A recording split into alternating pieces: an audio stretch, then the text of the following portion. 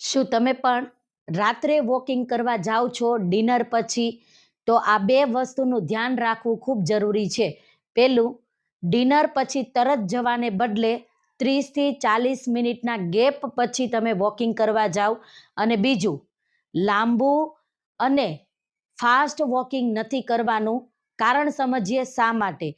જ્યારે આપણે લાંબુ અને ફાસ્ટ વોકિંગ કરીએ છીએ ત્યારે આપણા શરીરની અંદર એનર્જી પ્રોડ્યુસ થાય છે, જે આપણી ડીપ સ્લીપને ખલેલ પહોંચાડે છે. બીજું, જ્યારે તમે જમીન તરત જાઓ છો તો તમારું ડાયજેશન પ્રોપર નથી થતું, જેના કારણે તમારી વેઇટ લોસ જર્ની અટકી જાય છે, ડિસ્ટર્બ થાય છે.